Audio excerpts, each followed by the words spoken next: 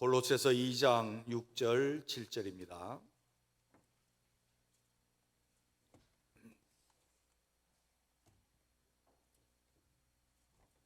골로새서 2장 6절 7절입니다. 제가 봉독합니다. 그러므로 너희가 그리스도 예수를 주로 받았으니 그 안에서 행하되 그 안에 뿌리를 박으며 세움을 받아 교훈을 받은 대로 믿음에 굳게 서서 감사함이 넘치게 하라. 아멘. 이렇게 한번 해보십시다. 주님 감사합니다. 네, 감사하죠. 옆에 있는 분들과도 인사를 한번 하시죠. 1년 동안 참 감사했습니다. 저랑도 한번 하십시다. 참 감사합니다. 우리 모두 다 이 오늘 추수감사주의를 지나면서 하나님께 대한 감사가 다시 회복되고 재생되고 충만하기를 바라고, 우리 서로가 서로에 대한 감사가 많아졌으면 좋겠습니다. 옥하는 목사님의 고통을 다루시는 하나님의 손길이라고 하는 글에 보면 이런 내용의 글이 있습니다. 청교도들이 메이플라워를 타고 미국에 도착하여 얼마 지나지 않아서 그 중에 절반 이상이 굶어 죽고 병들어서 죽었습니다. 게다가 남아있는 사람들마저 해마다 겹치는 흉년으로 고통을 당했습니다. 도무지 밝은 전망이 보이지 않았습니다. 그래서 그들은 모두가 합해서 금식을 선포하고 금식 기도를 하면서 하나님 앞에 매달리고 부르짖었습니다. 하나님, 이 상황을 돌보아 주십시오. 우리가 신앙을 찾아서 하나님을 제대로 섬기기 위해서 이곳에 왔는데 우리를 도와주십시오. 그렇게 금식을 선포하고 기도한 것이 한두 번이 아니었습니다. 그런데 어느 때 큰 위기와 고난이 닥쳐왔습니다. 그들은 다시 금식을 해야 된다고, 그렇게 해서 금식 기간을 정하자고 그 대표되는 사람들이 모여들었습니다. 그래서 우리가 금식 기간을 어떻게 정할까 논의를 하고 있는데, 어떤 한 농부가 이렇게 제의했습니다. 지금까지는 우리가 금식하면서 하나님께서 도와주시기를 간절히 기도했습니다. 그러나 이제는 생각을 달리 하기를 원합니다. 비록 농사가 흉년이 들고 형제자매들이 병들어 쓰러지는 어려움을 겪지만 이 가운데서도 우리에게는 참 감사한 일이 있다고 생각합니다. 신앙이 풍족지 않고 여건이 유럽보다 평안하지는 않지만 여기는 신앙의 자유가 있고 정치의 자유가 있고 하나님을 마음대로 섬길 수 있습니다. 우리 금식기간 대신에 감사기간을 정하고 감사하십시다. 모두가 놓쳐버렸던 감사, 처음에 그들이 도착해서 감사주의를 지켰던 그 감사를 다시 회복하고 감사기간을 정했습니다. 그것이 오늘날 감사절, 그리고 감사절 주간의 유래가 되었다, 그렇게 말씀을 합니다. 이 감사를 통해서 하나님께서는 미국 초기 하나님께서 그들을 어려움에서 벗어나게 하시고 그들에게 복을 주시고 온 세계에 선교사를 파송할 수 있는 국가로 하나님께서 세우셨습니다. 우리는 생각해 보아야 합니다. 우리에게는 때로는 어렵고 힘든 상황들도 있고 때로는 우리에게 감사해야 될 조건들도 있습니다. 우리가 여러 가지 조건 속에서 감사할 수 있다라고 하는 것은 대단히 중요한 일입니다. 우리는 피상적으로 항상 감사하면 우리에게 행복이 옵니다. 감사하면 감사하는 마음 위에 하나님께서 더 큰 은혜와 복을 주십니다.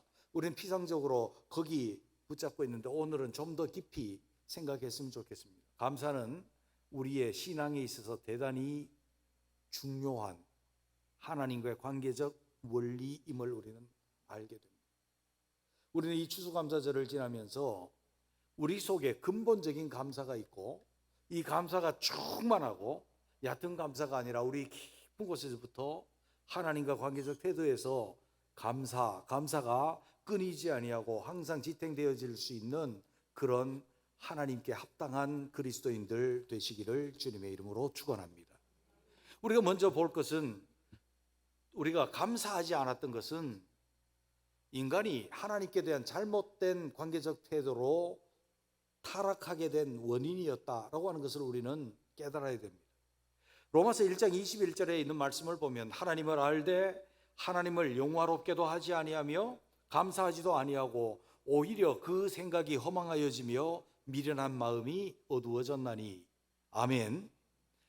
사람이 맨 처음에 타락할 때 어떻게 타락했습니까? 사도 바울은 로마 교회에 내가 가기를 원한다 그러면서 내가 먼저 복음을 너희에게 전하기를 원한다 그렇게 하면서 복음을 먼저 말씀합니다. 나는 이 복음을 부끄러워하지 아니하노니 이 복음은 모든 사람에게 구원을 주시는 하나님의 능력이 됨이라 그렇게 말씀을 하시면서 복음을 말하는데, 복음의 시작은 인간의 타락입니다. 하나님의 진노가 경건하지 아니하는 자, 불의를 행하는 자들에게 임한다. 그런데 그 사람들이 어떻게 된 사람들이냐? 시초에 이랬다는 것입니다. 만물을 보아서 하나님을 알만한 것이 그 속에 있으되 하나님을 알되 하나님을 영화롭게 하지도 아니하고 하나님께 감사하지도 아니하였다. 이것이 타락의 시초라는 거예요. 모든 인간이 잘못되어진 관계적 태도가 뭔가 하면 하나님을 영화롭게 하지 아니하며 하나님의 영광스러운 빛 가운데 행하지 아니하고 하나님께 감사하지 아니하는데 하나님과 관계적 태도에 문제가 있었다는 겁니다. 그래서 그들 속에 하나님을 빼내버린 거예요. 하나님을 내보낸 거예요. 그랬더니 어떻게 됐다는 겁니까? 오히려 그 생각이 허망해졌다는 것은 공허해졌다는 겁니다. 없어졌다는 거예요. 비었다는 말이에요. 하나님이 계셔야 될 자리에 그 마음의 생각에 하나님이 안 계시는 거예요. 그래서 마음이 공허합니다. 그리고 미련한 마음이 어두워졌습니다. 우리가 잘 아는 대로 사람이 하나님이 계셔야 될 우리 마음속에 하나님이 계시지 않으면 하나님으로 채워야 되는데 사람이 자기의 욕망으로 채우고 채워도 채울 수 없는 허망함이 그 속에 존재하는 거예요. 그래서 사람들은 물질의 탐욕을 가지고 물질을 채우면 더 많아지면 더 많아질수록 마음은 공허해질 수밖에 없습니다. 하나님의 빛 가운데 행하지 못하기 때문에 미련한 마음에 어두워져서 우리의 갈 길도 알지 못하고 그 진리의 빛도 보지 못하고 우리는 어두운 가운데 헤매고 흑암의 권세에 사로잡혀서 살아가게 되죠. 뿐만 아니라 우리는 혼돈을 겪습니다. 영적인 혼란을 겪고 마음의 혼란을 겪고 삶의 혼란을 겪습니다. 그 혼돈입니다. 그것이 바로 타락한 인생에게 찾아온 것인데 그 이유가 무엇입니까? 하나님께 대한 잘못된 태도로 하나님을 마음에 모시지 않았기 때문입니다. 그런데 그것이 하나님의 빛 가운데 행하지 아니하며 하나님께 감사하지 아니하였던 것이 최초의 단초가 되었다라고 하는 것을 우리는 보게 됩니다. 그렇기 때문에 어떻게 됩니까? 로마서 1장 21절에 보면 그렇게 해서 미련한 마음에 어두워지고 나니까 피조물을 창조주의 영광으로 바꿔버린 거예요. 조물주의 영광으로 바꿔버렸어요. 그래서 우상을 숭배하는 거예요. 마음이 허망해요. 비었어요. 뭔가 채워야 되는데 안 되니까 탐욕에 근거해서 우상을 만들고 다른 신을 만들어서 섬기려고 하는 거라고 말이죠. 그래도 공허한 마음은 채울 수가 없는 뿐만 아니라 26절에 보면 이 때문에 하나님께서 그들을 부끄러운 욕심에 내버려 두셨으니 곧 그들의 여자들도 순리대로 쓸 것을 바꾸어 영리로쓰며 남자들도 그랬다. 어떤 의미입니까? 그들의 마음이 공허하고 미련한 마음에 어두워지고 나니까 그들 속에 채워야 될 것을 채워야 되는데 그래서 육체적인 욕망을 따라서 성적인 면에 있어서 타락하고 또 타락하고 그것으로 채우려고 해도 채울 수 없고 최종 단계는 동성 연애에 이르게 된 것이라는 거예요. 그뿐만 아니라 1장 28절에 보면 또한 그들이 마음에 하나님 두기를 싫어하며 하나님께서 그들을 그 상실한 마음대로 내버려 두사 합당하지 못하게 하시며, 그래서 그들은 관계적 타락이요 도덕적 타락이옵니다. 비방하는 자요, 하나님께서 미워하시는 자요, 능욕하는 자요, 교만한 자요, 자랑하는 자요, 악을 도모하는 자요, 부모를 거역하는 자요, 우매한 자요, 배약하는 자요, 무정한 자요, 무자비한 자라. 아멘. 감사하지 못하니 타락했고, 타락한 사람은 허망해서 모든 우상으로 채우려고 해도 채워지지 아니하고, 성적인 것으로 채우려고 해도 채워지지 아니하고, 다른 사람과 관계에 있어서 비방하고 욕하고 관계가 악화되며 자기 욕심을 차려도 이생의 자랑거리를 채우지 못하는 데 떨어졌는데, 우리는 우리 주 예수 그리스도로 말미암아 다시 하나님이 우리 속에 주님으로 계시는 줄로 믿습니다. 성령께서 계시고 임마누엘 주님이 우리와 함께 계시고 무소부지하신 하나님이 우리와 함께 계시는 줄로 믿습니다.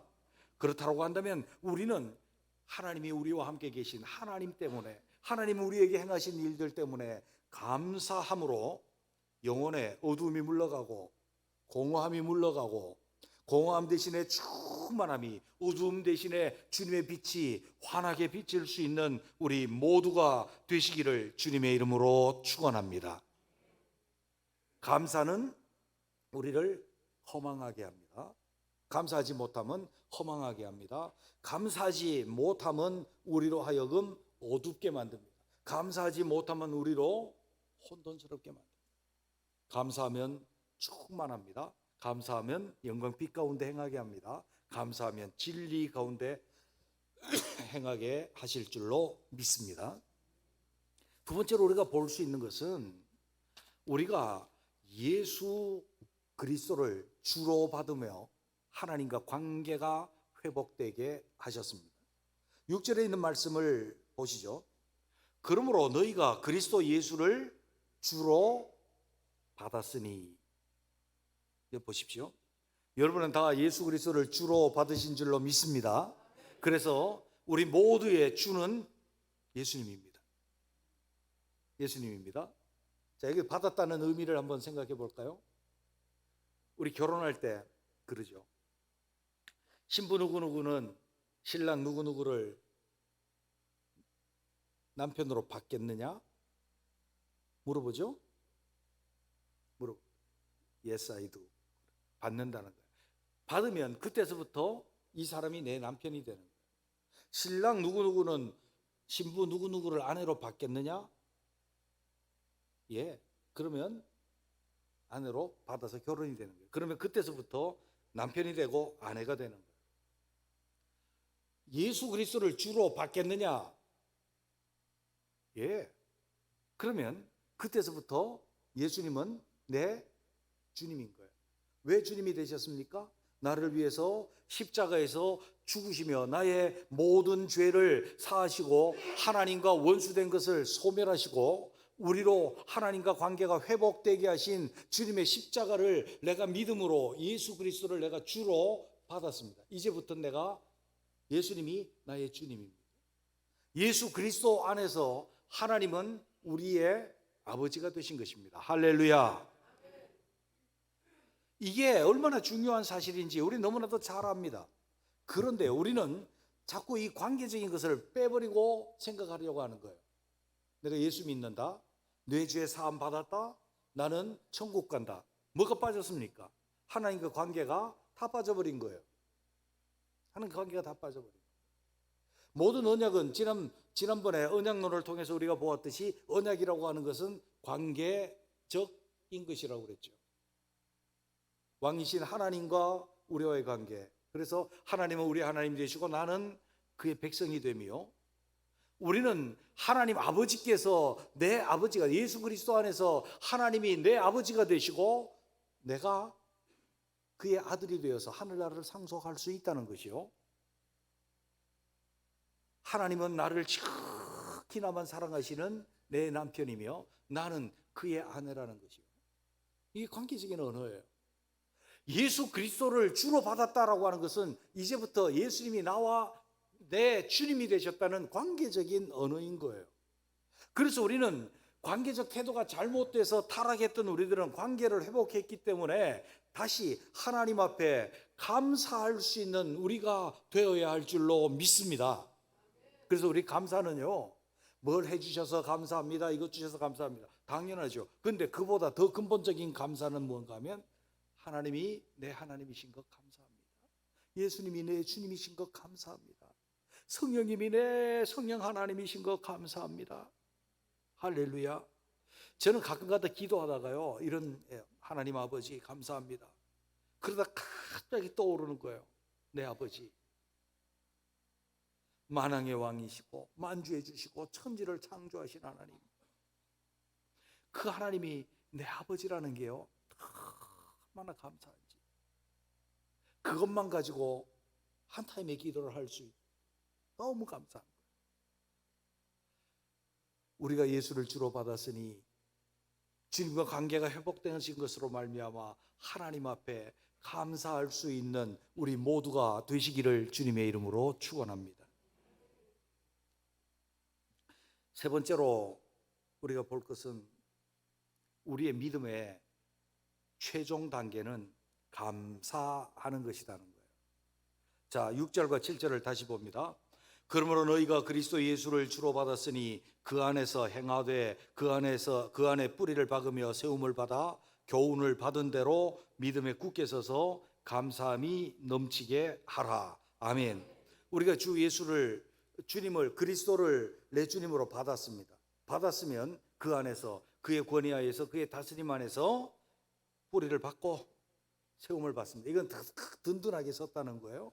내가 믿음으로 든든하게 서면 우리의 삶은 그의 교훈이 뭡니까? 따라 살아가야 될 길이죠. 주님이 우리에게 말씀하신 대로 주께서 분부한 모든 명령을 가르쳐 지키게 하고 우리가 그것을 지키는 거예요. 그 지키면서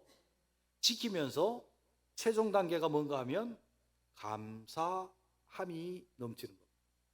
감사가 충만하고 감사가 넘치는 것이 믿음의 완성인 것을 믿으시기를 바랍니다. 우리의 믿음의 척도가 뭡니까? 내가 감사하느냐 감사하지 않느냐가 내 믿음의 척도입니다. 내가 믿음에 성숙했다 성숙하지 못했다, 미성숙한 사람은 불평하고 불만이 가득하다면 성숙한 사람은 감사가 넘치게 되는 줄로 믿습니다. 천국 가면 목사가 예배 시간에 설교할까요, 안 할까요? 안 해도 돼. 왜? 하나님을 눈으로 보고 진리의 세계를 하나님 다 주셨기 때문에 설교 안 해도 돼요. 그죠? 그러면 천국 가면 천사가 와서 우리에게 이거는 이거고 저거는 저거고 저거는 저거다 가르쳐 줄까요, 안 가르쳐 줄까요? 안 가르쳐줘. 성경에 보니까 천국에 있던 일 중에 천국에서 성도들이 하는 일은 뭐였어요? 하나님께 찬송하는 거예요. 우리를 구원하신 주님을 찬양하고 우리와 합당한 관계의 주님, 우리의 왕이신 주님, 나의 아버지이신 주님, 내 구주이신 예수님 찬양하는 거예요. 감사. 왜? 완성되었기 때문에. 여러분, 우리 자신들을 한번 돌아봐야 돼요. 내 속에 어느 날 갑자기 불평과 불만이 가득 찬다, 감사가 사라졌다, 내 신앙에 문제가 있는 거예요. 내 신앙에 문제가 있다는 것은 하나님과 관계적 태도에 문제가 있다는 거예요. 어느 날 내 속에 감사가 막 살아난다, 내가 지금 하나님과 관계가 좋다는 거예요. 내 신앙이 지금 상당히 괜찮은 상태라는 거예요. 여러분, 그러므로 우리는 항상 감사가 우리 속에서 사라지지 않도록 하나님과 합당한 관계적 태도를 가지고 감사하고, 감사하며 내 신앙을 점검할 수 있는 우리 모두가 되시기를 주님의 이름으로 축원합니다. 내게 감사가 있으면 허망한 데 빠지지 않아요. 허망한 사람은 감사할 줄 몰라요. 충만해야 감사하는 거죠. 하나님의 빛 가운데 있을 때 감사할 수 있는 거예요. 내가 진리의 길을 갈 때 감사할 수 있는 거죠. 감사는 내 믿음의 척도입니다. 여러분, 감옥과 수도원이 뭐가 다른지 아십니까? 감옥과 수도원은 비슷합니다. 갇혀 있죠, 그죠? 험한 음식 먹고 규율이 강합니다. 그리고 험한 잠자리에서 잡니다. 뭐가 다를까요? 이렇대요. 감옥에는 불평, 불만, 다른 사람들의 탓, 분노 이것이 가득하고, 수도원에는 똑같은 환경 속에 살면서 감사가 가득하대요. 그게 다르대요. 우리의 삶에 좋은 일도 있고 나쁜 일도 있겠지만, 우리가 하나님 앞에 합당한 관계적 태도로 늘 감사함이 충만하여 주님의 나라를 이루어갈 수 있는 우리 모두가 되시기를 주님의 이름으로 축원합니다. 기도하겠습니다.